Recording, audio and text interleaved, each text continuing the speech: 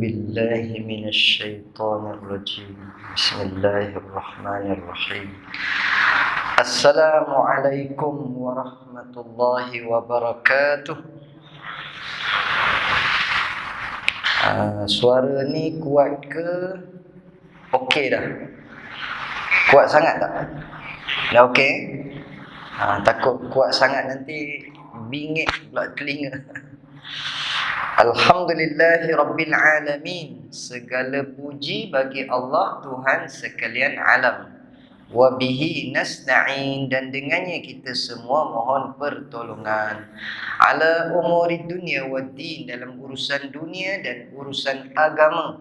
Wassalatu wassalam ala rasulihil amin. Salawat dan salam ke atas Rasul yang jujur, Rasul yang amanah, Rasul yang berintegriti.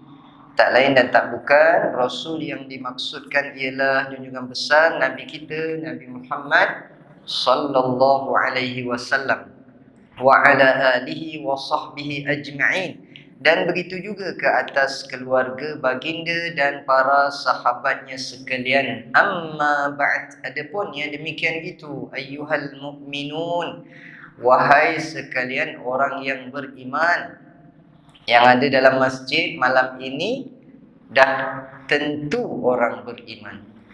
Sebab tanda orang beriman tu dah ada. Kata Allah, innama ya'muru masajidallah man amana billahi wal yawmil akhir. Sesungguhnya mereka yang memakmurkan masjid ataupun rumah-rumah Allah adalah mereka yang beriman kepada Allah dan hari akhirat. Jadi mudah-mudahan Allah kekalkan iman kita sampai mati. Sebab tiket nak masuk syurga ialah iman. Nak masuk syurga pun ada tiket. Kalau tak ada iman, maka dicampaklah di dalam neraka. Na'udzubillahi min zalik. Ittaqullah, bertakwalah kepada Allah, yakni dengan mengerjakan titah perintahnya dan meninggalkan apa yang ditegahnya. Usikum wa iyaya bitaqwallah. Saya berpesan kepada semua dan berpesan kepada diri sendiri, mau kita sama-sama bertakwa kepada Allah. Faqad fazal muttaqun, bahawa sesungguhnya berjayalah orang yang bertakwa. Berjayalah hidupnya di dunia, berjayalah hidupnya di akhirat, dan tidak dicampakkan dia ke dalam api neraka. Amin ya rabbal alamin. Tuan-tuan boleh nampak saya? Saya ni kategori ketot, tak berapa nak tinggi. Ke kursi ni yang rendah, boleh ditinggikan sikit ke apa? Dia ejan. Tapi okey kot boleh. Okey, dah habis tinggi dah Maknanya memang saya tak cukup tinggi jugalah. Ni nak cucuk kat mana?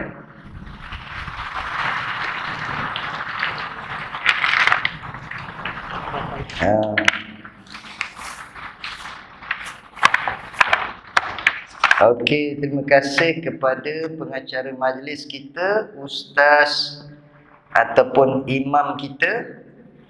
Namanya tak sempat nak berkenalan. Ustaz Muhammad Farid. Ustaz Muhammad Farid yang tadi adalah menceritakan sedikit latar belakang saya. Kemudian cuba-cuba nak menyebut tagline saya, tapi makhrajnya tak betul. Makhraj, dia punya tagline nyongeh-nyongeh tadi ustaz sebut dia punya bunyi dia nyerongin. Nyerongin juga, mengaji jangan lupa. Nyerongin juga, solat jangan tinggal. Nyongeh juga, mau kita beramai. Tapi sesuai untuk rancangan kanak-kanak je. Saya dulu adalah keluar TV sekejap dalam rancangan kanak-kanak. Lepas tu bila saya pun dah meningkat dewasa, badan pun dah naik, jadi tak muat dah masuk TV. Jadi tak adalah dalam rancangan kanak-kanak dah. Adalah sekali-sekala je. Sekali-sekala. Tapi sebenarnya sekarang ni dah ramai orang tak tengok TV dah. Rating orang menonton TV ni jatuh. Orang semua tengok handphone ni sekarang.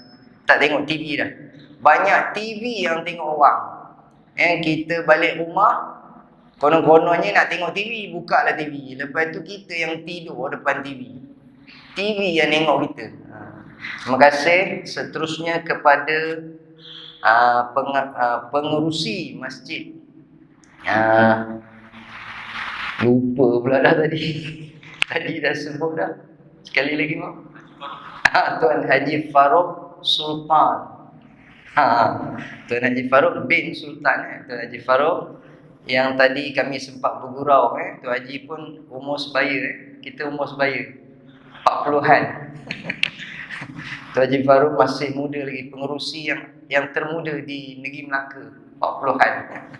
Seterusnya kepada semua ahli jawatan kuasa, pemimpin masyarakat.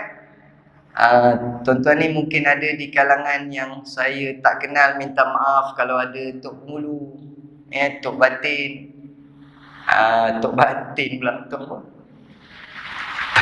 Tok Sidang, Tok Ketua, Tok apa lagi, Tok Imam, Tok Bilal, Tok Siap, Tok Empek, Tok Womoh, Tok Mudim, Tok Dalang, Tok apa lagi, Atuk-atuk, nenek-nenek, opa-opa, pakcik-pakcik, makcik-makcik, Pak Haji, makcik-makcik, datuk-datuk, datin-datin, YB.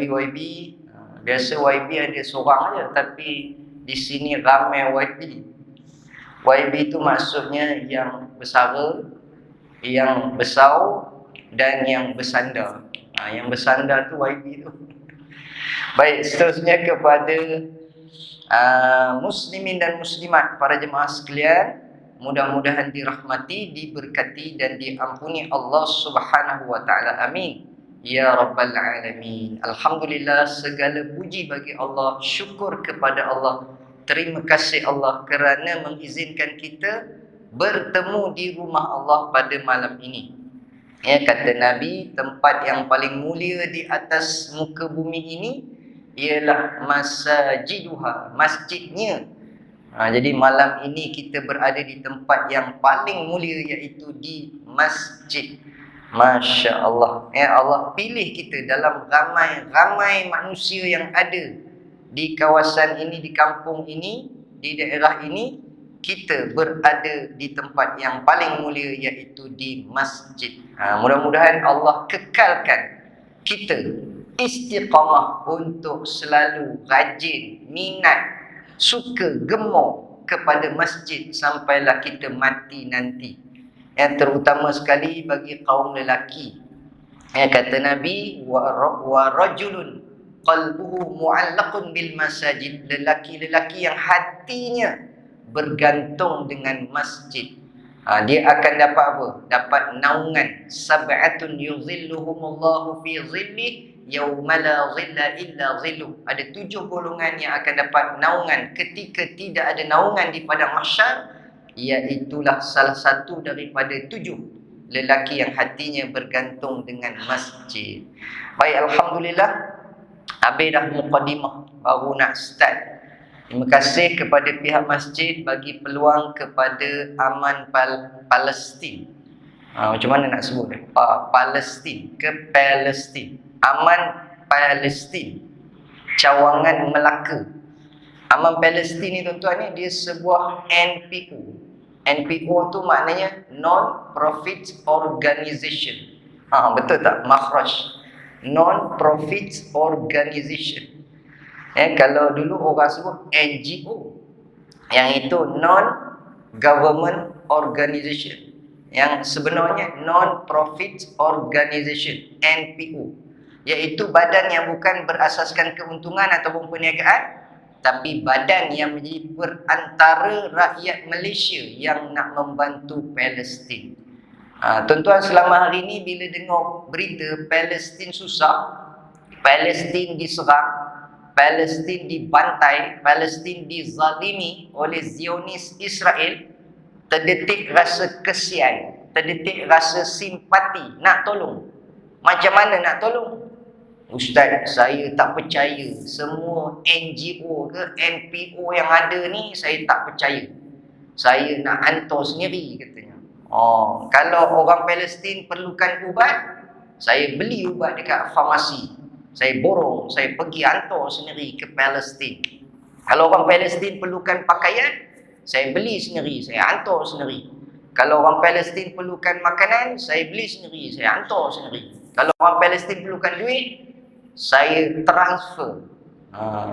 Boleh. Tapi takut tak sampai ke Israel, bukan ke Palestin. Jadi kena ada satu badan ataupun orang tengah, organisasi yang tolong sampaikan. Jadi saya setakat ini percaya dengan Aman Palestin ni ditubuhkan sejak daripada 2004. Cuma saya bersama dengan Aman Palestin sejak 2016. Dia melantik jadi duta daripada 2016 sampai 2023, dah 7 tahun. Saya boleh jamin inilah NGO yang trusted, boleh dipercayai, insya-Allah. Baik, jadi tuan-tuan dirahmati Allah Subhanahu wa taala, sempena bulan Maulid, bulan Rabiul Awal, Aman Palestin daripada Cawangan Melaka ni jemput saya. Saya duduk di Perak. Kalau saya sebut nama tempat saya tu, rasanya tuan-tuan tak tahu tempat saya ni. Ceruk, jauh ke dalam. Jarang orang sampai tempat tu. Tuan-tuan pernah pergi Perak? Kan? Okey, tempat saya tu namanya Bagan Datuk. Pernah tak pergi Bagan Datuk? Pernah dengar tak Bagan Datuk? Macam pernah dengar je, tapi di mana ya? Dan ada orang Bagan Datuk kahwin dengan orang Melaka. Ada kan? Walaupun tempat saya tu jauh, ceruk. Okey. Baik, jadi saya datang daripada Bagan Datuk lah tuan-tuan ni, lebih kurang 4 ke 5 jam perjalanan macam tu. Jadi malam ini ceramah saya minta izin lajak sikit lah. Boleh? Dah masuk isyak, berhenti azan, kemudian lajak sikit bagi chai. Pasal datang daripada jauh, boleh mengungsi? Boleh? Mengungsi pun nak macam angguk tak angguk. Nak kata mengeling tak mengeling kan? Nanti kita tengok lo ya. Baik, jadi tuan-tuan dirahmati Allah Subhanahu wa taala, malam ni sempena dengan bulan Maulid. Maulid ni bulan apa? Rabiul Awal. Bila sebut Rabiul Awal, bulan 3 dalam kalender Islam. Selama hari ni kita pun entahlah Ustaz, bulan berapa pun tak kisahlah. Pasal kita dah biasa guna kalender Masihi, kalender kuda, kalender orang putih. Kalau dalam kalender Islam, Rabiul Awal bulan 3. Asalnya kata ulama, bulan Rabiul Awal ni bukan bulan yang glamour. Masyarakat Arab pun tak heran sangat dengan bulan Rabiul Awal. Kalau nak ikutkan penghulu bulan, ketua bulan, dah tentulah bulan Ramadan. Patutnya Nabi Muhammad lahir bulan Ramadan. Sebab Nabi Muhammad tu penghulu Nabi, penghulu Rasul. Lahir penghulu bulan, bulan Ramadan, barulah mantap. Lepas tu pula tak cukup dengan itu, patutnya Nabi Muhammad lahir pada hari Jumaat. Jumaat ialah Sayyidul Ayyam, penghulu hari. Kalau katalah Nabi lahir bulan Ramadan, lahir pula pada hari Jumaat, yang itu namanya mantul. Mantul. Tadi mantap, yang ini mantul pula. Pasal apa? Mantap campur betul, mantul. Orang Melaka biasa guna tak perkataan tu? Mantul. Budak-budak sekolah selalu cakapnya mantul lah. Jadi barulah mantap. Penghulu Nabi lahir pada penghulu bulan, lahir pada penghulu hari. Akan tetapi tidak ditakdirkan demikian. Kerana kata ulama, Nabi ni dia special.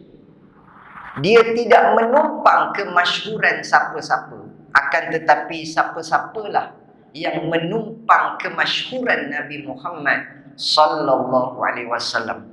Asbab Nabi lahir pada bulan Rabiul Awal, bulan Rabiul Awal jadi glamour, jadi masyhur. Bila datang sahaja bulan Rabiul Awal, maka pihak masjid ataupun mana-mana pihak mesti rasa nak sambut Maulidur Rasul. Rasa macam tak sempurna pula. Rasa macam tak sah pula. Macam tak kena pula kalau tak sambut Maulidur Rasul. Tambah-tambah hari tu dah PKP. 2 bulan pula dah. 2 tahun. Orang Perak kata mangkor. Bukan kata mangkor lagi dah, tumpor kita masa tu. Kita nak pergi masjid. Tapi pengerusi dengan AJK masjid tak bagi pergi. Tak bagi datang masjid. Kan? Kami pun ikut arahan. 6 orang aja boleh. 12 orang aja boleh. 20 orang aja boleh. Masa tu jemaah semua maki. Maki pengerusi dengan AJK. Yahudi punya pengerusi. Yahudi punya AJK. Imam pun sama je. Saja contoh. Tak bagi orang pergi masjid macam Yahudi. Kita pakat maki pengerusi AJK semua kena. Tapi bila dah tak ada PKP, sekarang dah buka masjid, yang maki tu tak nampak muka pula. Mana keperginya? Sebenarnya siapa yang Yahudi, perangai macam Yahudi tu, yang suka maki-maki tu lah. Kan? Dulu komplain kata masjid ni panas, tak ada aircon. Hangat hijau katanya. Bila angkat takbir, berlengeh ketiak. Orang sebelah tu pula tak pakai deodorant. Nak termuntah katanya. Lepas tu masjid pun pasang aircon. Dah sejuk. Mana ke pergi orang yang komplain tadi? Tak nampak muka. Bila kita jumpa dia, kau tak datang masjid ke? Sekarang masjid dah sejuk dah. Dah pasang aircon. Hish, aku tak tahan sejuk-sejuk nak terkencing. Pula. Tak ada aircon pun tak datang. Ada aircon pun tak datang. Itu namanya perangai tu. Perangai. Sekarang ni tengah kempen pilihan raya dekat Pelangai. Nama tempat tu Pelangai. Cina dia kata kan, saya dengar adalah ceramah-ceramah politik ni, you pergi sana jangan buat pelangai. Perangai, dia sebut pelangai. Baik, jadi tuan dirahmati Allah Subhanahu wa taala, Nabi Muhammad sallallahu alaihi wasallam ni manusia yang paling agung, lebih agung daripada yang di-Pertuan Agong. Lebih mulia daripada sekalian makhluk yang diciptakan oleh Allah Subhanahu wa taala. Maka sebab itu Nabi kita Muhammad sallallahu alaihi wasallam diibaratkan dalam satu syair, Muhammadun basyarun laysa kal bashari balil yaqutu bainal hajari. Umpamakan Nabi Muhammad seperti permata celah batu-bata. Kita ni tuan-tuan batu-bata. Nabi Muhammad batu permata. Ada beza tak batu bata dengan batu permata? Mestilah beza. Batu bata satu lori berapa ringgit aja. Kan? Tapi batu permata sebiji, seketul pun mahal. Beratus ribu, berjuta harganya. Tapi Nabi Muhammad tu manusia. Kita pun manusia. Cuma dia manusia yang luar biasa. Nabi kita tidur, Nabi Muhammad pun tidur. Tapi kita tidur menonggeng, Nabi Muhammad tidur mengiring. Kita selalu tidur menonggeng. Tuan-tuan. Ikut sunnah Nabi. Kalau siapa nak tidur, dapat manfaat kesihatan, tidur mengiring. Mengiring belah mana? Belah kanan. Lambung kanan. Siapa tidur mengiring di lambung kanan, maka perjalanan darahnya lancar. Kerana jantung tidak terhimpit. Cuba tuan-tuan rasa, jantung ada dekat belah mana? Cik pegang dada. Ustaz, jantung saya belah kanan. Maknanya tak lama. 3 kali Jumaat je lagi. Itu tanda-tanda dah dekat nak mati. Pasal jantung dah beralih. Jantung kita dia di dada sebelah kiri. Bila kita mengiring di lambung kanan, jantung tidak terhimpit, perjalanan darah kita lancar, badan pun sihat, panjang umur. Rupanya itu petua dia. Kalau nak panjang umur, tidurlah mengiring seperti mana tidur Nabi Muhammad sallallahu alaihi wasallam. Dalam satu kajian mengatakan siapa boleh tidur mengiring 2 jam aja. Mengiring di lambung kanan 2 jam sama seperti orang yang tidur, ataupun sama seperti mendapat kerehatan tidur orang yang tidur 6 ke 8 jam. Dia tidur 2 jam je mengiring, tapi dia punya kerehatan dia tu dapat seperti orang yang tidur 6 ke 8 jam. Masya Allah. Ada orang kata, Ustaz, mula-mula saya mengiring, sedar-sedar dah menongging. Nak kira macam mana tu? Itu tak apa, dimaafkan sebab luar kawalan. Pasal malam tu tak tahu entah mimpi apa, kan? Sedar-sedar dah menongging, itu tak apa. Jangan daripada awal tidur lagi dah menongging. Kemudian kalau kita cerita makan, kita makan, Nabi Muhammad pun makan juga pasal dia manusia. Bak kata Ustaz Ismail Kamus, Allah yarham Ustaz Ismail Kamus, kita ni sikit-sikit makan, tapi Nabi sikit makan, kan? Kita sikit-sikit makan, Nabi sikit makan. Jadi tadi imam kita ada umumkan lepas Isyak ni ada makan. Jadi Alhamdulillah, acara kemuncak malam ini ialah makan. Ceramah ni selingan aja. Jadi sebab itu makan telah diumumkan, maka kita tak boleh ceramah panjang-panjang. Sebab apa? Sebab imam dah kata ada makan. Nanti tuan-tuan akan teringat-ringat. Bila ceramah lama, bila nak berhenti berceramah ni, orang dah lapar ni, imam kata ada makan. Tapi tuan-tuan ni bagus. Bila buat makan, kata Nabi, boleh masuk syurga bila jamu orang makan. Memang elok masjid buat makan setiap kali ada penceramah ataupun ada kuliah. Kalau tak ada kuliah pun buat je makan. Tiap-tiap malam buat menunya kambing. InsyaAllah jemaah ramai datang, kan? Malam ini kambing golek, esok kambing kurma, kambing gulai. Tiap-tiap malam buat makan kambing. Jemaah akan ramai. Tambah-tambah pula, Nabi Muhammad suka makan kambing. Suka makan kambing. Nabi Muhammad minum susu kambing. Nabi Muhammad bela kambing. Ada orang kata, Ustaz, saya tak bolehlah makan kambing, nanti saya pitam, nanti darah tinggi. Dah makan ke belum? Belum. Baru dengar kambing aja dah makan. Try lah makan dulu, sedap. Tapi kata Allah yarham Ustaz Ismail Kamus, tengok banyak mana kita makan. Kalau sampai 3 kali sedawa, sedawa sebenarnya bercakap, tapi kita tak faham bahasa sedawa. Makan, sedawa kata, udahlah tu. Makan lagi, nyap. Sedap pula kambing ni, tambah lagi. Tak reti bahasa. Makan lagi, nyap. Nak mampus. Jadi kalau dah sampai 3 kali sedawa, maknanya nak mampus. Sebab Nabi suruh kita makan bila lapau. Orang Melaka cakap lapau, kan? Orang Perak kata lapau, kan? Orang Melaka cakap kalau lapau sangat, lapau now, kan? Orang Perak cakap lapau berbenar. Tapi kalau orang Kedah, Penang, Perlis, mereka kata lapak nak mampui. Kan? Bahasa tu lapak nak mampui. Kalau orang Kelantan kata lapau berdaah. Tak silap saya, lapau berdaah, kan? Tapi orang Johor pula, dah lapau-lapau tu ada break pula. Lapau pula. Orang Melaka kata lapau now ni, makan sampai banyak. Sedangkan Nabi kita Muhammad sallallahu alaihi wasallam sikit makan. Ada ketikanya Nabi Muhammad puasa. Nabi Muhammad ni simple kehidupannya. Bila balik ke rumah pagi-pagi, kan? Bila balik rumah pagi-pagi, tanya isterinya, ya Aish, ada apa makanan di dapur? Lalu kata isteri Nabi, dapur tidak berasap. Apa makna kalau dapur tak berasap? Maknanya tak masak. Kalau kita lah tuan-tuan ni, suami-suami yang ada ni kan, bila isteri kata saya tak masak, agak-agak mengamuk tak? Naik angin tak? Marah tak? Macam mana ibu-ibu, suami-suami marah tak kalau tak masak? Tak marah.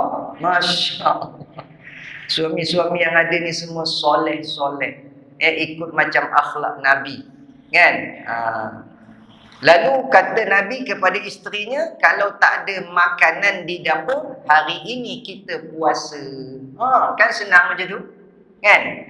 Tapi ustaz, saya pun buat. Oh iya ke? Baguslah ya.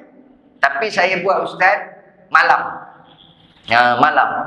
Balik rumah, bila tanya isteri, ada makanan tak? Isteri kata dapur tak berasap. Suami kata malam ini kita puasa. Puasa malam-malam. Kan? Nabi Muhammad tu bila dia kata puasa tu maknanya siang lah tu. Bukan malam. Jadi tuan-tuan dirahmati Allah Subhanahu wa taala, begitulah akhlak Nabi kita Muhammad sallallahu alaihi wasallam. Terpujinya Nabi kita Muhammad sallallahu alaihi wasallam yang menjadi uswatun hasanah, contoh, teladan, ikutan yang terbaik. Ustaz, ada tak contoh yang lain? Nabi Muhammad ni banyak dengar contoh yang itu je. Suami misali, kan? Pemimpin yang hebat. Ada tak contoh Nabi jadi imam? Ada. Kan? Siapa jadi imam, kata Nabi, falyukhaffif, ringankan solat. Nabi suruh tengok jemaah di belakang. Sebelum angkat takbir, imam kan tengok belakang, lurus dan rapatkan saf. Masa itulah imam tengok jemaah. Oh, jemaah ada yang uzur, ada yang musafir, ada yang menyusukan anak. Jadi falyukhaffif, kata Nabi, ringankan solat, jangan baca panjang-panjang. Kadang-kadang ada imam tu dia syok sendiri. Dia bacanya surah Yasin. Ghairil maghdubi alaihim waladdallin.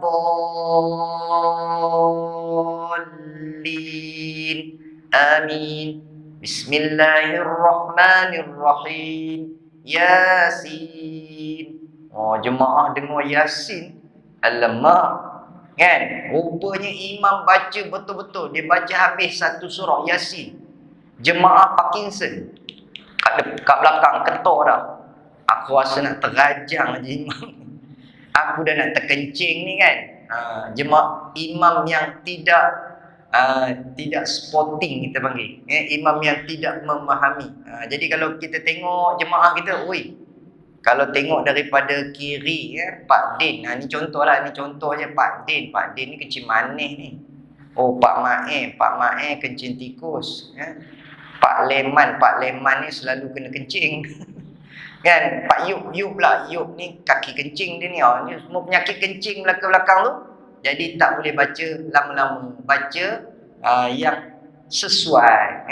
Itu kaedah dia. Nabi pernah jadi imam, tiba-tiba Nabi pergerakannya laju.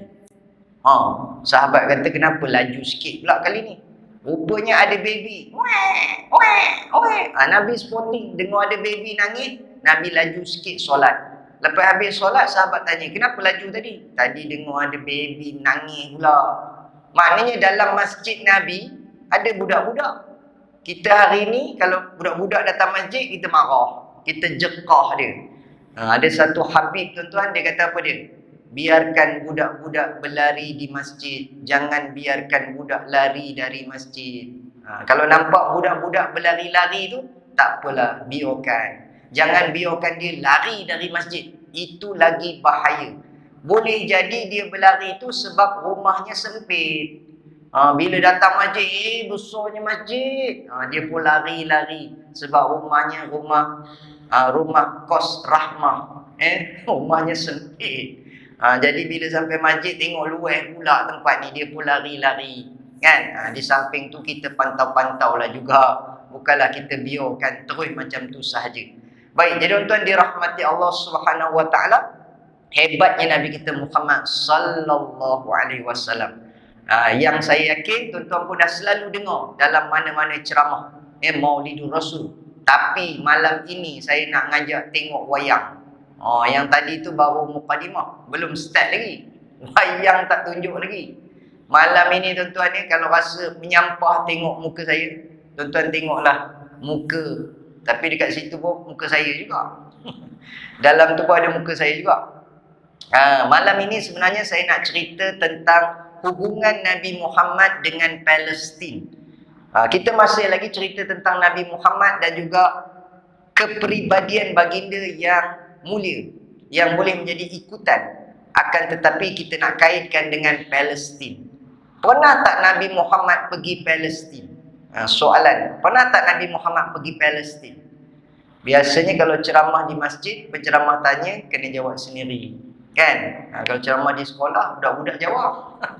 Kalau ceramah di masjid, dengan bapak budak, dengan mak budak, ataupun atuk dengan opah. Penceramah tanya, dia jawab sendiri. Jawapannya, Nabi pernah pergi ke Palestin. Masa bila? Masa peristiwa Isra' dan Mi'raj.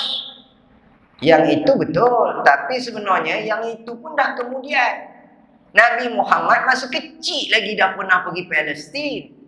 Ya ke Ustaz? Saya selalu dengar kisah Nabi ni Mekah, Madinah. Mekah, Madinah.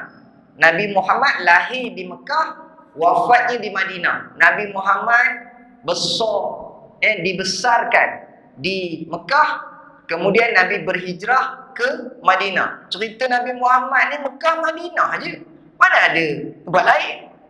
Ingat tak lagi tuan-tuan, masa Nabi kecil, Nabi telah pun bergelar anak yatim. Sini siapa anak yatim? Anak yatim ni tuan-tuan ya, budak-budak ataupun kanak-kanak yang dah tak ada ayah. Tapi kalau tuan-tuan ni yang dah besar-besar ni masih lagi mengaku anak yatim, itu tak masuk dalam senarai. Baru ni ada seorang jemaah, Ustaz, saya anak yatim. Saya kata, pakcik dah tak kira anak yatim dah. Tak, saya memang anak yatim.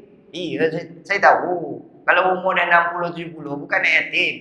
Betul, saya anak yatim. Bapak saya nama yatim. Oh, cakap lah. Kan? Jadi tuan-tuan ya, Nabi Muhammad lahir sebagai anak yatim kerana ayahnya telah meninggal dunia. Kemudian, semasa usia 6 tahun, Nabi telah bergelar yatim piatu. Mak ayah pula tak ada. Saya kalau ceramah di sekolah lah, saya selalu tanya, siapa sini anak yatim? Siapa sini anak yatim piatu? Jangan pernah rasa rendah diri. Jangan pernah rasa kecewa. Jangan pernah rasa kita tak boleh berjaya dalam hidup sebab tak ada mak ayah. Don't give up, keep it up, karipap.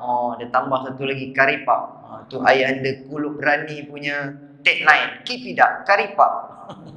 Jadi tuan-tuan ya, jangan pernah rasa rendah diri, cakap kat budak-budak tu. InsyaAllah, korang pun boleh berjaya satu hari nanti. Macam Nabi Muhammad, berjaya walaupun tak ada mak ayah. Tiba-tiba ada seorang budak tanya, Ustaz, boleh tak dah besar nanti saya jadi Nabi? Pula. Sebab Nabi Muhammad masa kecil tak ada ayah, tak ada ibu, dah besar dia jadi Nabi.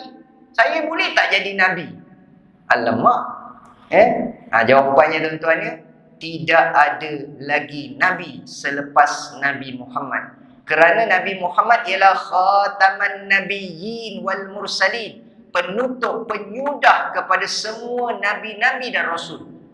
Bahasa Arab ni tuan-tuan ya, kena betul dia punya baris. Kan? Kalau beza baris, beza makna. Khataman maksudnya penutup. Kalau khatim, kalau baris bawah tadi khatam, yang ni khatim. Siapa tahu apa makna khatim? Khatam penutup, khatim maknanya cincin. Bahasa Arab kan.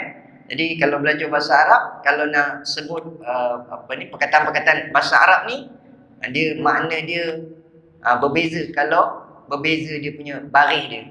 Saya masa jadi imam tuan-tuan, di belakang saya ada Mufti Perak. Masa tu hidup lagi. Saya rasa nak terkencing. Padahal saya budak tahfiz. Kira kalau baca Quran, jadi imam tu ayat-ayat yang panjang-panjang sikit lah. Tadi saya kata baca pendek kan. Budak tahfiz biasa dia baca panjang-panjang sikit. Kan? Tapi bila ada mufti dekat belakang, bila ada tok guru kat belakang, qul huwallah je baca. Itu pun rasa nak terkencing. Kadang-kadang qul huwallah pun lupa. Ya Allah, itu dia punya aura tok guru ada kat belakang. Hari itu saya jadi imam subuh. Bila imam subuh maknanya baca doa kunut. Saya pun baca Allahumma hdina fi man hadait. Okey tuan-tuan dengar, bacaan saya ni ada beza tak? Allahumma hdina fi man hadait. Allahumma hdina fi man hadait. Tang mana beza dia? Ha? Tang hadait kan? Yang betulnya panjang ke pendek?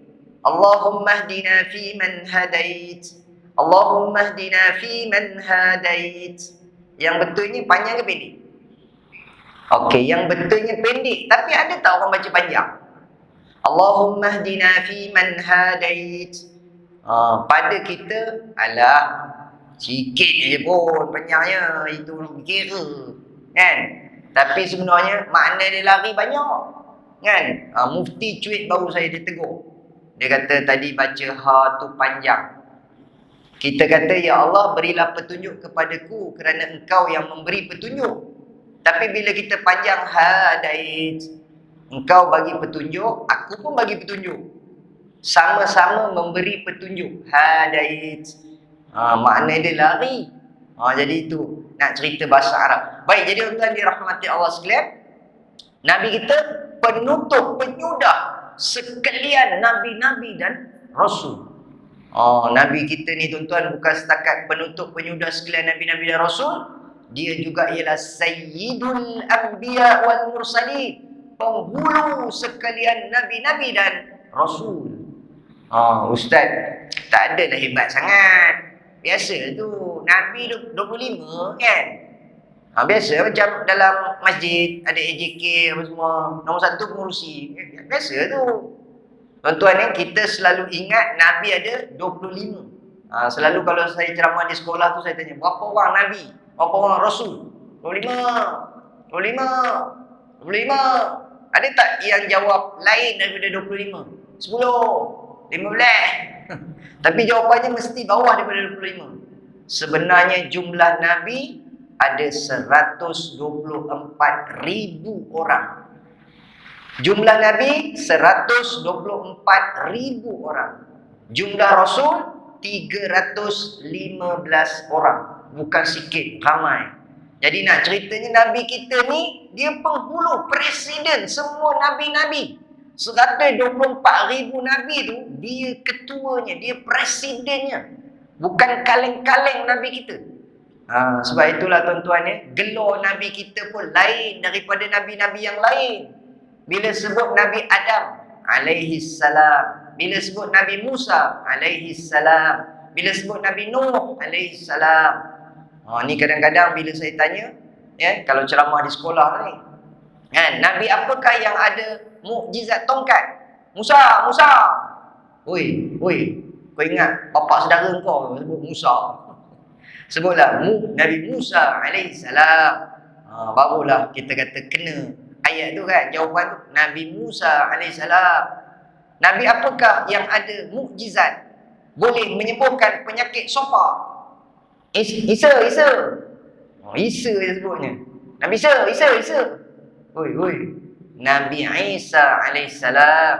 Sebut nama panggilan Nabi tu biar penuh penghormatan. Tapi bila sebut tentang Nabi Muhammad sallallahu alaihi wasallam, lain daripada nabi-nabi yang lain. Itu menunjukkan Nabi kita ni dia presiden, gelar dia lain. Macam pengurusi kita. Kan, dia Haji Farouk Sultan. Dia ada sultan lain. Kan, ni sultan negara mana ni? Baik, jadi tuan dirahmati Allah Subhanahu wa taala, bertuahnya kita, beruntungnya kita, berbangganya kita menjadi umat kepada presiden semua nabi-nabi dan rasul. Alah ustaz, apa untungnya? Apa bertuahnya? Kita cuma umat aja pun. Tuan-tuan, ada nabi, ada rasul yang berdoa kepada Allah, wahai Allah, jadikan saya nabi akhir zaman. Lalu Allah kata, minta maaf, dah ada dah Muhammad. Kalau begitu, jadikan saya umat kepada nabi akhir zaman. Dia dah rasul dah, tapi dia kata dia nak jadi umat Nabi Muhammad. Dah kenapa? Kau dah rasul, dah hebat dah. Tapi dia kata saya cemburu dengan umat Nabi Muhammad. Terlalu banyak kelebihan, keistimewaan diberikan kepada umat Nabi Muhammad sallallahu alaihi wasallam, sehingga kan para nabi dan rasul yang terdahulu pun tak dapat keistimewaan sedemikian. Jadi saya cemburu dengan umat Nabi Muhammad. Kita pula yang tak rasa bangga, tak rasa bertuah menjadi umat Nabi Muhammad. Padahal kelebihan kita banyak. Sekejap nak tanya, masuk hantu ke belum? Dah masuk? Bin nak azan ke tak? Lagi 4 minit. Oh, dah 4 minit. Habis? Tak ya? Terus je.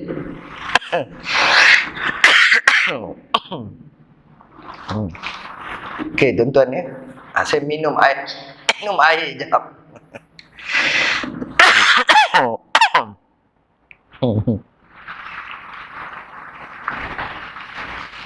Tak payah azan ya?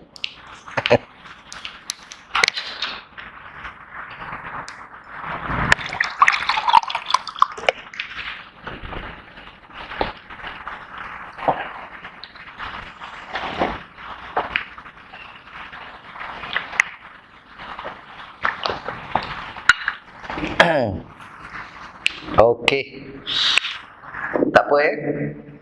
Tapi kalau penduduk di sini dah tahu, dah maklum tentang masuknya waktu Isyak, mungkin ada masjid-masjid lain ke? Okeylah tu. Dia boleh diteruskan, tak ada masalah. Baik, terima kasih kerana menyediakan air kosong. Inilah nasib penceramah, selalu dapat air kosong aja. Sekali-sekala letaklah teh tarik ke. Kan? Untuk bagi tenaga, ataupun letak kopi radik ke, ataupun kopi jantan ke. Jangan kopi misai. Itu bahaya. Takut penceramah balik tak jumpa rumah. Minum kopi misai. Baik, tuan-tuan dirahmati Allah Subhanahu Wa Taala. Boleh sambung lagi ya? Lepas Isyak ni kita jangka sambung dalam 15 minit ke 20 minit. Boleh? Boleh? Saya dengar macam boleh belah. Boleh boleh, insya-Allah. Baik tuan-tuan ya. Kita nak tengok gambar daripada tadi. Gambar tu tak beralih-alih, tak berganjak. Gambar itu ialah gambar apa tu? Nampak macam masjid Ustaz. Kat mana tu ya? Masjid apa tu ya? Tuan-tuan, itulah Masjidil Aqsa. Yang mana satu Masjidil Aqsa? Yang mana satu Masjidil Aqsa? Tadi di sekolah tadi dia tunjuk yang kubah emas tu. Kemudian ada yang tunjuk yang depan tu, yang kubah warna kelabu tu. Kan? Jawapan dia tuan-tuan ya, yang bergaris tu, yang bergaris merah tu keseluruhannya Masjidil Aqsa. Keluasan 144,000 meter persegi, 35 ekar. 1.6 keseluruhan kawasan tersebut. Maknanya besar Masjid Aqsa ni. Dia sebuah kompleks. Ada beberapa lagi buah masjid di dalam Masjid Aqsa. Jadi tuan-tuan, saya doakan mudah-mudahan kita semua sampai menjejakkan kaki di masjid yang legenda ini, masjid yang begitu bersejarah ini, iaitulah di Masjidil Aqsa, Palestin. Sebut amin. Amin ya rabbal alamin. Baik, tadi saya kata, pernah tak Nabi Muhammad pergi Palestin? Ceritanya tak habis tadi. Masa Nabi Muhammad umur 8 tahun, pakciknya, atuknya pula meninggal dunia, Abdul Muttalib. Kemudian dipelihara, dibela oleh pakciknya Abu Talib.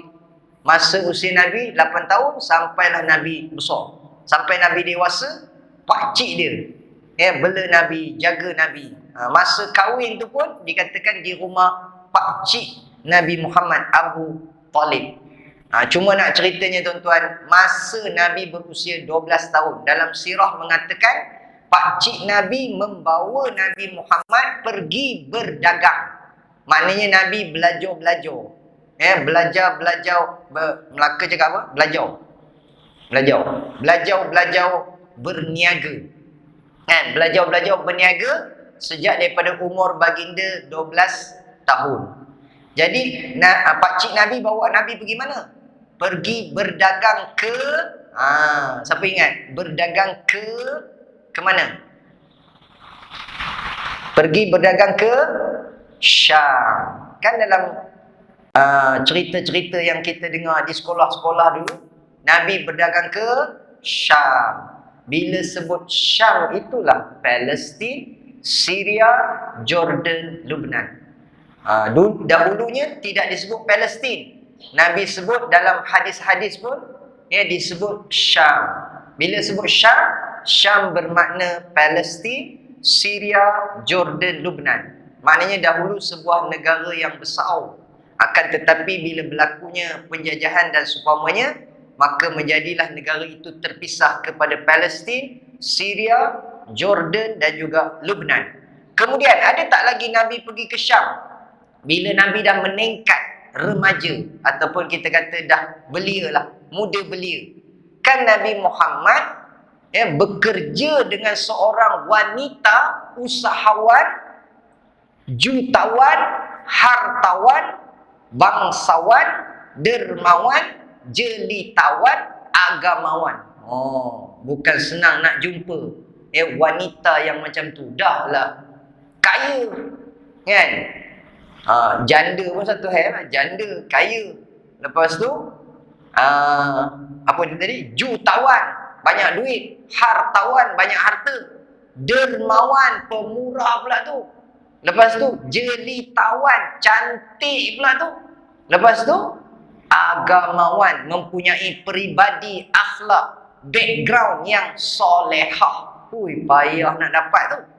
Sebab itu Nabi sebut dalam hadis, kalau lelaki nak pilih perempuan, tunkahul mar'atu li arba', kata Nabi, kahwinilah akan perempuan kerana 4. Aduh, ustaz ni pun cakap kami semua dah kahwin belaka dah. Macam mana nak mengundurkan masa? Apa pula nak undur-undur pula? Yang nombor 2 lah. Yang nombor 3, yang nombor 4 kan ada kota lagi. Kan? Lelaki kan ada 4 kotanya. Saya nak yang kedua, isteri saya syaratkan kena pakai Tesla. Kalau saya pakai Tesla, boleh kahwin 2. Jadi sebab itu saya tengah kumpul duit nak beli Tesla. Maknanya kalau dah kaya lah, dah banyak duit, boleh lah. Sekarang ni, sengkit macam mana kahwin 2, macam mana nak menanggung. Tapi, lelaki boleh tak kahwin lebih daripada seorang? Boleh. Bila tanya, ikut siapa? Ikut sunnah. Cakap dekat isteri, siap ada dalil. An-nikahu sunnati faman lam ya'mal bisunnati falaysa minni. Kahwin itu ialah sunnahku. Barang siapa tidak beramal dengan sunnahku, bukan ia daripada kalangan aku, kata Nabi. Isteri pun terkejut. Uish, sejak bila suami aku hafal hadis? Rupanya hadis kahwin aja hafal. Hadis lain dia tak hafal. Dia baca dekat isteri dia, tercengang isteri dia. Terus isteri dia kata, okey bang, boleh. Jadi. Pasal abang nak ikut sunnah Nabi. Tapi tuan-tuan ni, kalau betul-betul ikut sunnah, sebenarnya macam mana? Nabi kahwin dengan Khadijah, Nabi tidak bermadu. Sehinggalah Khadijah wafat, meninggal dunia pada usia 65 tahun. Nabi umur 50 tahun, usia perkahwinan mereka 25 tahun. Nabi tidak berkahwin dengan wanita lain. Jadi ibu-ibu boleh jadikan ini sebagai hujah. Abang kalau nak kahwin lagi, tunggu saya mati. Ni, saya ni hidup lagi ni. Sebab abang kata nak ikut sunnah Nabi. Kalau ikut sunnah, kena tunggu isteri mati dulu. Ni saya hidup lagi ni. Tunggu saya mati. Suami kata apa? Aku tengok kamu ni macam payah lagi nak mati ni. Macam lambat lagi nak mati ni. Tengok elok sihat aja, penyakit apa pun tak ada. Kamu dah lah rajin pocok-pocok lah. Kan? Pergi bersenam ke sana kemari, kayu bersikar lah apalah. Bila nak mati kan? Tak ada harapan aku. Suami pun angkat tangan. Ya Allah ya Tuhan ku, cabutlah nyawa isteriku. Tak gamak lah nak buat macam tu pula kan. Jadi tuan-tuan ni, kita tutuplah cerita tu. Sebab saya tengok ada ibu-ibu yang dah sen-sen tangan. Geram pula aku tengok ustaz ni. Tak balik ni geram. Saja gurau-gurau je. Baik, jadi tuan-tuan ya. Nabi kata kahwinilah akan perempuan itu kerana 4. Cantiknya, hartanya, keturunannya, agamanya. Kemudian Nabi kata fazfar bidzatid din, pilih yang beragama, taribat yadak, maka kamu bahagia. Nabi suruh pilih yang beragama. Kita suka pilih yang cantik, agama kemudian.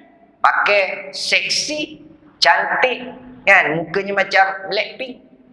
Kan? Macam penyanyi Blackpink tu. Depa kata kalau daripada jauh nampak black, daripada depan nampak pink. Kan? Penyanyi kumpulan Blackpink. Kan? Masa konsert tu tuan-tuan ya, 2 jam aja. Sold out 80,000 tiket. Semua nak tengok Blackpink. Kan? Lepas tu bulan 11 ni ada pula kumpulan Coldplay nak datang pula. 80,000 seat, 80,000 tiket. Sold out 2 jam habis. Kami Aman Palestin buka wakaf RM50, RM100, jenuh nak mengambil. Kan? Yang konsert Blackpink tu paling murah, tiketnya RM300. Jauh, duduk belakang, nampak black, tak nampak pink dia berkata. Yang duduk depan pentas nampak pink, tak nampak Blackpink, tak nampak dah, nampak pink aja katanya. Yang itu harga tiketnya memang ribu-riban lah. Banyak, beribu lah. Tapi sanggup bayar. Walaupun tahu dosa, masuk neraka. Kan? Kalau dah buat dosa, mana lagi tempatnya? Tapi yang ini, wakaf RM50, RM1. Hari itu masa buat kempen tuan-tuan ni, kami buat kempen korban. Palestin 2,300. Ada jemaah kata, Ustaz, mahirnya. Ada tak yang murah sikit? Ada. Syria 1,900. Mahal lah. Ada tak yang murah lagi? Kita kata ada. Murah. Yaman 700. Ustaz, ada tak yang mahal sikit? Pula. Tadi daripada mahal nak murah. Lepas tu kita dah bagi murah. Murah now dah. Lepas tu dia kata ada tak yang mahal sikit? Kita kata ada juga. RM750. Yang itu buat korban dekat India dengan Brazil. Namanya korban sejuk beku. Sebab kos di sana tu, tuan-tuan ya, lembu dengan pengurusan dia tu murah. Jadi kita buat korban sejuk beku. Lepas dah kita sembelih, daging-daging tu kita freeze-kan, kita hantar ke Palestin dengan Syria pada musim sejuk.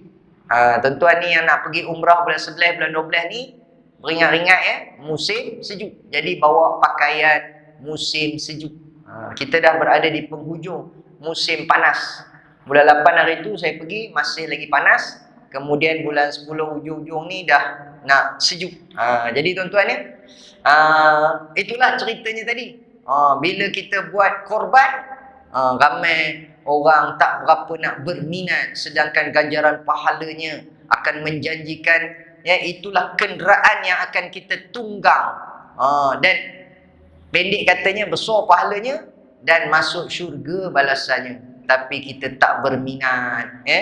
Tapi bukan kita lah, bukan jemaah sini lah. Jemaah sini semuanya saya nampak semua, insya-Allah. Kan, malam ini rasanya kutipan boleh dapat dalam 30,000 insya-Allah. 30,000 dapat ni, RM30,000. Tapi saya yakin kan, saya tengok cara orang sini duduk pun kenal. Semuanya orang kaya-kaya belaka. Toke-toke apalah sangat Ustaz. 30,000 tu celah gigi aja. Kami transfer online aja. Tak ada bagi cash-cash sekarang ni. Baik, jadi tuan-tuan ni sikit lagi. Nabi Muhammad masa habis cerita Nabi Muhammad kahwin dengan Khadijah tadi. Nabi Muhammad menjadi pengurus kepada barang-barang, kepada perniagaan Khadijah. Khadijah ni rupanya dia skodeng Nabi Muhammad. Dia perhati je Nabi Muhammad. Sejak dia ni jadi pengurus, perniagaan Khadijah untung berlipat ganda. Siapa ke dia pemuda ni? Dah lah handsome. Tuan-tuan ni, Nabi yang paling handsome siapa? Nabi yang paling handsome, Nabi Muhammad. Bila kita tanya Nabi yang handsome siapa? Nabi Yusuf. Banyak orang jawab macam tu, Nabi Yusuf. Sebenarnya, Nabi yang paling handsome, Nabi Muhammad. Habis Nabi Yusuf, Nabi Yusuf, Nabi yang handsome. Nabi yang paling handsome, Nabi Muhammad. Malah bukan Nabi Yusuf saja handsome. Nabi bersabda, "Ma ba'athallahu nabiyyan illa ahsanal wajhi wa ahsanal sauti." Tidak diutuskan seorang nabi melainkan semuanya handsome, semuanya tampan, semuanya kacak. Ahsanal wajhi, wajah yang terbaik. Wa ahsana sauti, dan suara yang terbaik. Semua nabi-nabi handsome dan suaranya sedap. Kita selalu dengar Nabi Yusuf handsome. Pasal apa? Sebab dalam Al-Quran diceritakan tentang kisah Nabi Yusuf. yang digoda oleh Zulaikha. Zulaikha kejar Nabi Yusuf. Kejar yuk kejar. Tapi orang Perak sekarang ni dah tak pakai dah slogan kejar yuk kejar. Sebab bila pakai slogan kejar yuk kejar, kejar yuk kejar, kalah. Duduk bawah sekali, kalah. Pasal apa?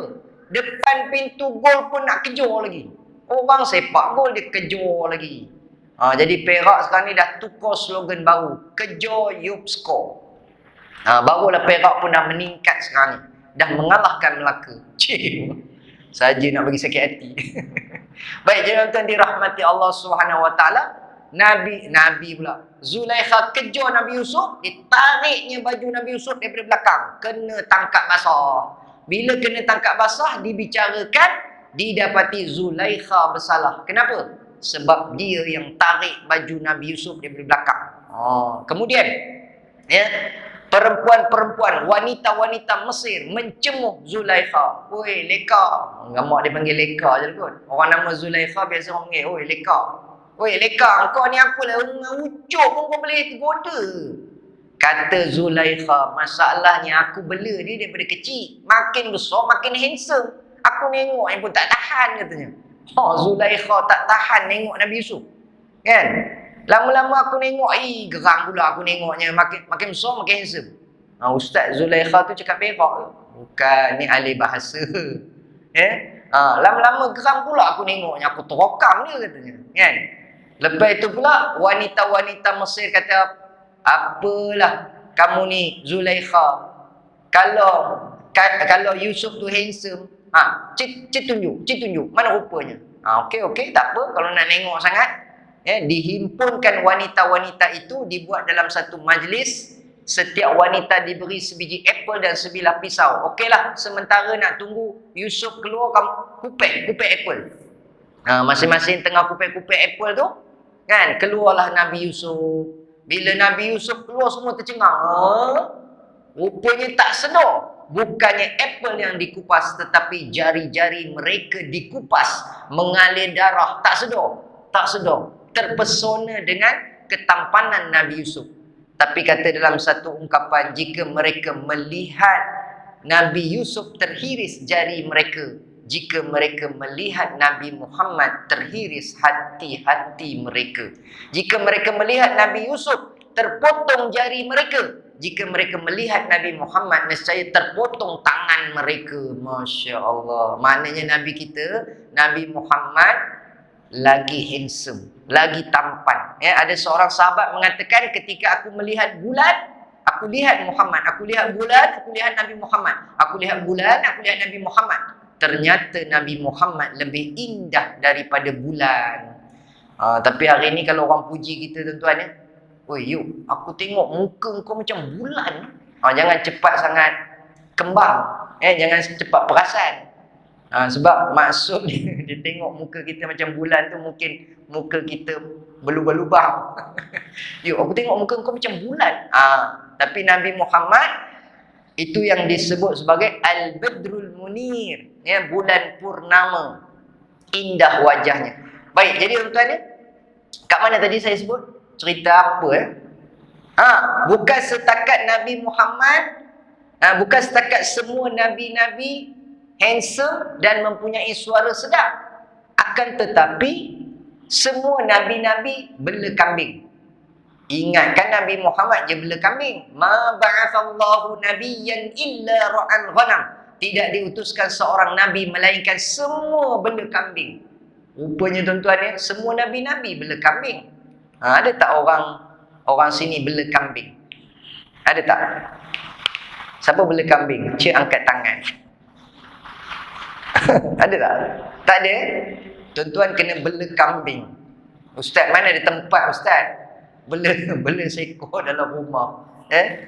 Tapi cadangan ni janganlah pakai pula. Ini saja je. Baik. Kenapa nabi-nabi bela kambing? Kata Syekh Sa'id Ramadan Al-Buti dalam kitabnya Fiqhus Sirah, hikmah para Nabi dan Rasul mengembala kambing ialah melatih kesabaran. Maknanya kalau nak jadi orang sabar, kena bela kambing. Bela kucing belum tentu boleh jadi orang sabar. Ustaz, bela biawak. Bela biawak pun belum tentu juga. Hari ni ada orang bela biawak. Bela tikus. Apa ke nama tikus tu? Yang di rumah. Hamster. Kan? Ada orang bela sugar glider. Ada orang bela iguana. Ada orang bela monyet. Kan? Tapi kalau nak jadi orang sabar, bela kambing. Kenapa? Sebab kambing ni dia binatang jinak tetapi degil. Siapa boleh bela kambing, mengembala kambing, menjaga kambing, dia boleh bela orang. Kerana orang lagi degil daripada kambing. Kan? Sebab itu kalau ada PRU ataupun PRN, tuan-tuan kena tengok background calon-calon. Calon ni ada bela kambing ke tak? Kalau dia ada bela kambing, kita pangkah dia. Sebab apa? Dia sabar orangnya. Baru dia boleh bela orang. Kalau dia ada sifat sabar. Tuan-tuan, binatang yang liar boleh dijinakkan. Tetapi kambing, binatang jinak, belum tentu. Belum tentu boleh dikawal, dijaga, digembala. Kan, dengan baik. Kalau kita tengok sarkas, rimau boleh jinak, singa boleh jinak, gajah pun boleh jinak. Suruh berdiri, suruh duduk, suruh melompat. Cuba dalam pertunjukan sarkas tu ada kambing. Ladies and gentlemen, binatang terakhir, kambing. Kambing pun masuk. Mek. Kambing, up. Mek. Down. Mek. Jump. Bek kata kambing tu. Kambing kata nak balik. Dia cakap orang putih, bek kata. Balik. Jadi tuan-tuan ni payah nak menjinakkan kambing. Baik, jadi tuan-tuan dirahmati Allah sekalian. Kat mana cerita saya pun tak tahulah. Tiba-tiba masuk cerita kambing. Bila nak cerita Masjid Al-Aqsa ni tak? Masa tambahan 5 minit. Boleh? Saya tak nak tuan-tuan buat isyarat. Saya hari tu menyesal. Saya suruh buat isyarat. Ada satu masjid saya ceramah, tolong bagi isyarat ya. 8.45 saya berhenti. Buat isyarat macam ni, payung. Saya ingatkan tak adalah jemaah buat. Rupanya ada belakang. Alamak, dia dah buat. Maknanya dah cukup masa dah. Tapi saya buat bodoh, buat tak peduli. Saya lajak lagi ceramah. Saya tengok dia pun dah gelisah. Tak berhenti pula penceramah ni. Kan? Sekali dia buat isyarat lain. Masa tu saya nampak, saya terus berhenti. Mula-mula dia buat macam ni. Bila saya lajak, 15 minit tak berhenti lagi, dia buat isyarat lain. Tahu dia buat apa? Dia buat macam ni. Saya nampak kat belakang. Alamak, nanti kena sembelih pula aku ni. Saya terus berhenti. Jadi sebelum tuan-tuan buat isyarat macam tu, dah imam kita umum ada makan pula tadi. Aduh. Okey. Jadi tuan-tuan dirahmati Allah Subhanahu Wa Taala. Nabi kita Muhammad sallallahu alaihi wasallam membawa barang-barang dagangan Khadijah ke Syam. Sekali lagi pergi Syam, iaitu Palestin, Syria, Jordan dan Lebanon. Dan dipendekkan lagi ceritanya, kemuncaknya Nabi kita pergi ke Palestin dalam peristiwa Isra dan Mi'raj, daripada Masjidil Haram Mekah ke Masjidil Aqsa di Palestin. Tuan-tuan, ini memberi isyarat, kata ulama. Jangan kita melupakan Palestin, meninggalkan Palestin, tidak menziarahi Masjidil Aqsa. Kerana Nabi kita pergi ke Masjid Aqsa. Ustaz, dalam banyak-banyak masjid, yang ini tak masuk dalam senarai. Saya nak pergi Masjid Haram, Masjid Nabawi, Masjid Al-Azim, Melaka. Lepas tu masjid lain lah, masjid lain. Masjid Aqsa tak masuk dalam senarai. Maknanya kita telah melakukan kesilapan besar. Kerana satu, sunnah Nabi sendiri pergi, maka kita sebagai umat Nabi Muhammad pun, kita kata kena ikut Nabi kan. Nabi pergi Masjid Aqsa, kenapa kita tak pergi pula? Pun kita kena pergi. Dan Nabi sendiri menyebut di dalam hadis, Nabi kata, la tushaddur rihal illa ila thalathati masajid. Janganlah kamu bersusah payah untuk sampai 3 masjid. Malah kata ulama, kalau bergolok bergadai pun, untuk pergi ke 3 masjid ini, diharuskan, dibenarkan. Yang pertama kata Nabi, Masjidil Haram di Mekah. Nabi tak sebut di Mekah, Nabi sebut Masjidil Haram. Sebab apa? Maklum, semua orang tahu Masjidil Haram mesti di Mekah. Kemudian Nabi kata Masjidi hada, masjidku ini, iaitu Masjid Nabawi di Madinah. Kemudian Nabi sebut Masjidil Aqsa di Palestin. 3 masjid ni kita kena pergi. Dan Nabi menyebut secara turutannya Mekah, Madinah, Palestin. Masjidil Haram, Masjid Nabawi, Masjidil Aqsa.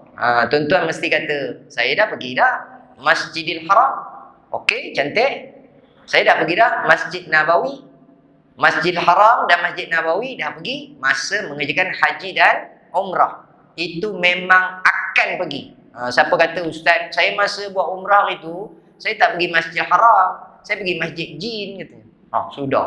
Habis tawaf di mana? Saya tak tawaf Kaabah, saya tawaf Kedai. Tawaf kan ada 2 jenis. Satu tawaf Kaabah, satu lagi tawaf Kedai. Saya tawaf Kedai je. Saya sebenarnya tak pergi buat umrah pun. Saya jalan-jalan. Kan? Itu tak betul lah tu. Jadi maknanya bila pergi ke Mekah, mengerjakan haji dan umrah, Masjidil Haram memang akan kita masuk. Sebab mengerjakan tawaf itu di dalam kompleks Masjidil Haram. Kaabah terletak di dalam Masjidil Haram. Satu-satunya masjid yang kita solat secara melengkung dia punya saf dia, iaitu Masjidil Haram. Masjid kita ni semua safnya straight, kan? Semua ke depan. Tapi Masjidil Haram safnya melengkung. Sebab apa? Sebab semua menghadap ke arah Kaabah, iaitu kiblat. Kemudian Masjid Nabawi pergi tak? Mestilah pergi. Tak sempurna haji dan umrah kita kalau kita tak ziarah Masjid Nabawi. Kerana di Masjid Nabawi ada maqam Rasulullah sallallahu alaihi wasallam. Walaupun tak ada ibadah haji dan umrah itu yang berlangsung di Madinah, akan tetapi tak sempurna. Rasa macam tak sah pula kalau tak ziarah Nabi Muhammad yang telah mengenalkan kepada kita Islam, yang telah mengajarkan kepada kita ibadah haji dan umrah. Banyak jemaah kita yang pergi baru ni naik skuter, kan? Yang muda-muda pun naik skuter juga. Alah Ustaz, sekali-sekala selalu naik skuter. Mula-mula umrah pertama nak jalan kaki. Umrah kedua udah pengkor, kaki udah pengkor. Jadi naik skuter. Untuk seorang 56 rial, untuk 2 orang 115 rial. Jimat sikit. Naik berdua suami isteri, kan, sambil selfie. Sambil buat video. Boleh tak naik skuter? Kan, ketika mengerjakan tawaf dan juga sa'i, hukumnya harus. Kerana Nabi kita Muhammad sallallahu alaihi wasallam pernah tawaf ataupun pernah mengerjakan umrah dalam keadaan menaiki unta. Itu dia punya dalil dia. Itu boleh kalau nak naik skuter. Baik, jadi tuan-tuan dirahmati Allah Subhanahu wa taala, Masjidil Haram, Masjid Nabawi dah pergi. Bila balik daripada Mekah dan Madinah mengerjakan haji dan umrah, ramai di kalangan kita terlupa nak pergi Masjidil Aqsa. Bila tanya pakcik, bila nak pergi, pakcik nak pergi mana ujung tahun ni? Kalau ikut perancangan saya lah Ustaz, kan, saya pun baru pencen, duit pun banyak, duit pun berkepuk ni. Saya cadang, kan, saya nak pergi Korea lah. Kenapa pakcik nak pergi Korea? Saya minat dengan penyanyi Korea, pelakon Korea, makanan Korea. Saya Ustaz, pagi-pagi saya tak makan nasi lemak. Pakcik makan apa? Saya makan ramen. Ui, pedih tu pakcik. Saya biasa kalau makan 3 bungkus. Memang pedih gila, tapi pakcik minat dengan Korea. Petang-petang pakcik tak makan goreng pisang. Sukun ke keria antarabangsa ke coconut shake ni, pakcik tak makan. Habis pakcik makan apa? Pakcik makan takoyaki, sushi. Pakcik minat Korea. Jadi pakcik nak pergi Korea. Pakcik dah pergi Palestin ke belum? Nak buat apa pergi Palestin? Nak mencari naik? Pergi sana nanti kena tembak mati. Kau macam mana? Macam lah duduk dekat Melaka ni tak boleh mati. Banyak cara kita boleh mati. Tak perlu pergi Palestin. Duduk sini pun boleh mati. Kadang-kadang masa dengar ceramah pun mati dah. Apa tanda orang mati? Matanya pejam. Jadi tuan-tuan ni ada tak yang mata pejam? Siapa mata dia pejam, dia sebenarnya telah mati ketika mendengar ceramah. Baik, jadi tuan-tuan dirahmati Allah sekalian, ini dah landing lah ni. Ada rezeki nanti, pergilah ke Palestin. Ustaz, selamat ke pergi Ustaz? Pergi Masjid Aqsa ni selamat ke? Setakat pengalaman saya dah pergi 2 kali ni tuan-tuan ya. Memang syarikat travel, dia ada 2 jenis pergi Palestin ni. Satu pergi misi, satu lagi pergi jalan-jalan, pergi travel. Memang syarikat travel yang bawa kita pergi ziarah Masjid Aqsa dan jalan-jalan di Palestin itu, kita pergi ke zon selamat, tempat yang selamat. Bukannya kita pergi ke zon bahaya, kita pergi zon selamat. Saya tengok dalam TV tu tembak-tembak tu, kan? Yang selalu kena tembak tu, yang dia kacau tu, yang dia tembak, yang dia serang tu, penduduk Palestin. Tapi pelancong dia tak usik. Kenapa? Sebab kita ni pelancong Israel. Ustaz, saya pergi Palestin, bukan pergi Israel. Memang kita pergi Palestin, tapi untuk pengetahuan tuan-tuan dan puan, Palestin hanya tinggal beberapa persen sahaja lagi yang menjadi milik umat Islam. Lain daripada itu telah dijajah, telah dikontrol oleh Yahudi, telah dikontrol oleh Zionis. Ada yang mengandaikan Palestin hanya tinggal 11% sahaja. Yang solid masih lagi orang Islam punya ialah wilayah Gaza ataupun dipanggil Gaza. Lain daripada tu di bawah penguasaan Yahudi. Sebab itu tuan-tuan, kalau kita nak cari Palestin dalam peta dunia, tak keluar Palestin. Tuan-tuan type Palestin, Google Map sekarang ni, nak tengok Palestin di mana. Lepas dengar ceramah ni, semua pakai nak pergi Palestin. Ustaz, saya nak pergi Palestin lah Ustaz. Saya nak tengok, dia dekat mana? Dekat Brunei ke? Dekat Singapura ke? Cari, kita pun type lah Palestin. Tak keluar Palestin, yang keluar ialah Israel. Yahudi telah memadamkan Palestin daripada peta dunia. Itulah yang berlaku hari ini. Ustaz, kenapa pula hilang Palestin? Sebab kita guna Google Map. Google Map tu kan Yahudi punya.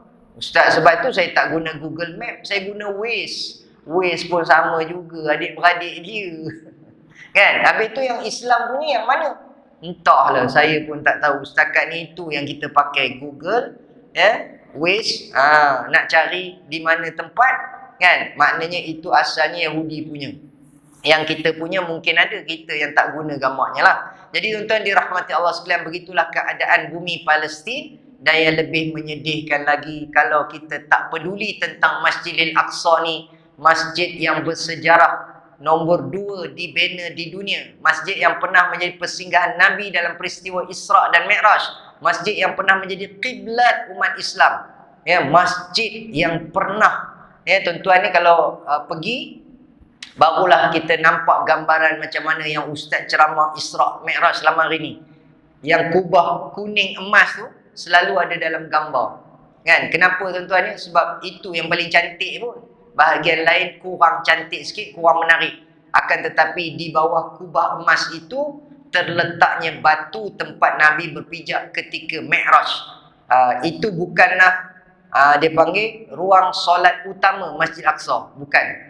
Yang kubah emas itu selalu orang terkeliru. Ingatkan itulah dia punya kubah utama dia. Bukan. Itu ialah kubah di mana bawahnya terletak batu tempat Nabi berpijak. Itu pun kita selalu dengar batu tu terangkat, terapung. Sebenarnya tak, kita dah kena scam. Batu tu bila kita tengok daripada satu sudut macam dia tak melekat, akan tetapi sebenarnya dia melekat. Dia berada di puncak. Batu tu di puncak. Jadi Nabi pijak, kemudian Nabi Mi'raj, batu yang paling tinggi. Sebenarnya dia tidak terapung ataupun terangkat. Jadi selama hari ini kita dah kena scam tuan-tuan. Jadi pergilah sendiri tengok. Kita boleh tengok tembok Burak, tempat Nabi menambat Burak. Yang sekarang hari ini tembok itu telah dijadikan oleh Yahudi sebagai tempat ibadah mereka. Namanya Wailing Wall, tembok ratapan. Jadi tuan-tuan ya, habis dah. Ceramah dah habis dah. Bateri saya pun dah lemah. Bateri dah sampai lemah. Jadi sekarang ni saya cuma nak tunjukkan gambar ni laju-laju je lah. Ini pengalaman saya pergi misi di Syria. Yang tadi tu dah habis dah. Gambar tu dah habis, jalan laju-laju je. Cuma saya nak tunjukkan yang inilah kita ada buatkan rumah-rumah. Kita buatkan ni kita tolong dari segi projek tanaman. Ni ada video sikit tu. Kemudian inilah tuan-tuan ni antara produk-produk Aman Palestin, bantuan musim sejuk. Semua sekali jumlah dia 500. Tapi yalah kita kongsilah seorang sikit untuk satu apa ni? Satu kotak tu kan. Kemudian kita juga ada binakan hospital. Dekat Gaza tuan-tuan ni dah hampir siap dah. Alhamdulillah, dah hampir siap dah. Hospital secretary, hospital mental. Kalau macam di Perak tu dekat Tanjung Rambutan. Kalau di Johor dekat Tampoi, dekat Melaka ada tak hospital bahagia dia panggil. Hospital mental ada tak dekat Melaka? Maknanya orang Melaka ni semuanya tak ada yang sakit mental. Semuanya sihat-sihat Melaka, alhamdulillah. Di Perak banyak orang sakit mental. Jadi tuan-tuan ni kita buatkan hospital sakit mental sebab orang Palestin ni hidupnya tertekan. Setiap hari dibunuh, dibantai, mana tak sakit mental. Jadi kita tolong pulihkan, kita bantu. Kemudian tuan-tuan ni siapa dekat sini dah habis tanggungan apa semua, dia kata duit pun ada banyak, duit pencen dan seumpamanya, tuan-tuan tajalah anak yatim RM180 sebulan. Kalau rasa berat seorang, kongsi berdua, suami isteri, RM90 seorang. Bang, jom kita taja bang anak yatim. Anak kita pun semua dah besar-besar dah bang.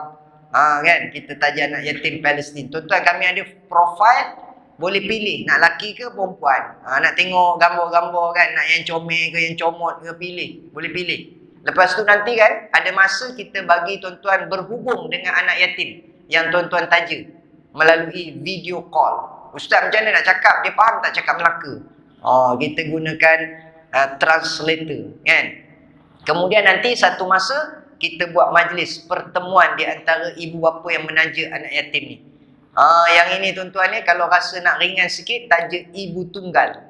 Ada tak yang berminat nak taja ibu tunggal? Ibu tunggal ni siapa? Iaitu isteri-isteri kepada kita kata inilah apa ni? Apa nak sebut ke? Isteri-isteri kepada syuhada. Syuhada ni maknanya yang dah mati syahid, kena tembak, kena bunuh dengan Zionis Israel. Ada juga isteri-isteri Al-Qassam, Brigade Izzuddin Al-Qassam. Yang ini kira grade A lah. Ibu tunggal yang grade A punya.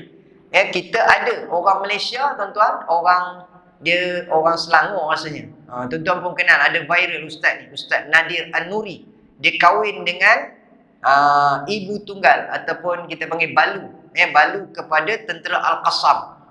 Dia jadikan isteri dia, anak pun dah ramai dah 5 orang.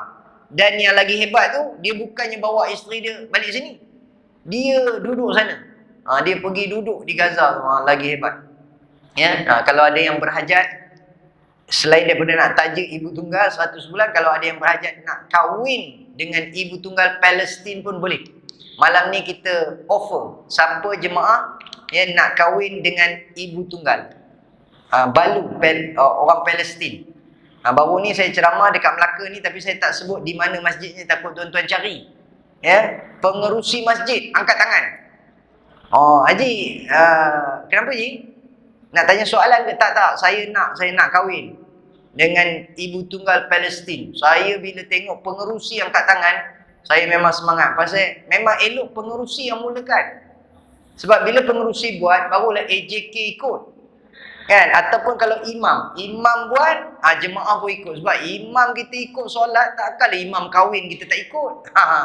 Jadi saya cabar malam ni kepada pengerusi dan juga kepada imam yang elok, mulakan kahwin dengan ibu tunggal. Ini betul-betul tuan-tuan, bukan cobaan. Ini betul-betul bukan cobaan. Kalau ada yang nak berhajat, bagi tahu. Baru ni pengerusi tu tanya berapa kos. Saya kata standby anggaran dalam 50k. Dia terkejut. Kenapa orang Palestin harga Yahudi kata. Kenapa mahal sangat? Haji, mana pula mahalnya Haji? Okey tu 50k. Arab Haji. Lagipun saya perangat. Pengurusi tu saya kata matanya biru haji. Hijau, coklat, lawa haji. Hidungnya mancung. Tak payah beli pisau. Boleh belah, boleh potong sayur guna hidung dia je. Oh, kan? Cuma haji maintenance tinggi sikit. Kalau haji, jadi saya nak tulis nama ni. Okey lah Ustaz, boleh lah tu. 50k tu boleh lah, bawa bantai je, bawa tilam banyak lagi duit saya kata. Mentang-mentang baru pencen duit banyak. Kan? Lepas tu bila saya kata, okey je, jadi tulis jap. Terlupa pula nak tanya, umurnya berapa? Saya kata dalam senarai kami ni umur lingkungan 60-70. Haji tu kata cancel, tak jadi. Pula Haji, kata nak tadi, kenapa tak jadi pula? Saya ingatkan yang muda-muda, rupa dah tua, nak buat apa katanya. Saya kata apa pula Haji? Saya kena tengok yang bertanya. Kalau yang bertanya umur 60-70, saya akan bagi yang sekufu. Ya, dalam Islam ni, dia nak kahwin kena ada kufu yang sama level. Dia tak boleh beza sangat. Sebab pernah terjadi kes imam umur dia 60. Kita bagi yang umur 30. 3 bulan tak datang masjid imam tu. Dapat yang muda tak datang masjid. Tuan-tuan ni gurau-gurau aja. Sebenarnya yang muda pun ada kalau nak. Ini betul-betul ni bukan cobaan ni. Habis je ceramah ni, tuan-tuan yang berhajat PM tepi. PM tepi, bukan PMX, PM tepi. Baik tuan-tuan habis dah. Itulah antara kita punya produk-produk. Tuan-tuan bolehlah bantu saudara kita di Palestin dengan berwakaf RM50, RM1. Kita binakan hospital, sekolah, masjid. Kemudian tuan-tuan potonglah daripada akaun, lagi senang. RM10 aja sebulan. Ya Allah tuan-tuan, yang ini lagi senang sebab lepas ni tak payah fikir dah. RM10 je dia ambil. Baru ni saya dengar satu ceramah tuan-tuan kita kalau makan ikan bakau, makan asam pedih, masa time bayar tu, ada ke harga bawah RM10? Ada ke harga RM10? Mana ada. Semuanya puluh-puluh, ratus-ratus, tapi kita tak berkira pun. Alah, makan berapa nak berkira. Kan? Kita pun main bayar aja. Tapi apa jadi selepas makan? Jadi tai. Kan? Yang kita sedekah walaupun RM10 tu dia jadi saham akhirat kita yang akan tolong kita. Ittaqun nar walau bisyiqqi tamrah. Takutlah kamu kepada api neraka walau bersedekah hanya sebelah tamar sahaja kata Nabi. Sikit pun jadilah. Jangan tak bagi langsung. Dan siapa-siapa yang sakit malam ni masa sedekah tu niatlah. Kata Nabi, da'u mardakum bis sadaqah. Ubatilah sakit kamu dengan sedekah. Tapi ada pesanan daripada seorang ulama tuan-tuan ni.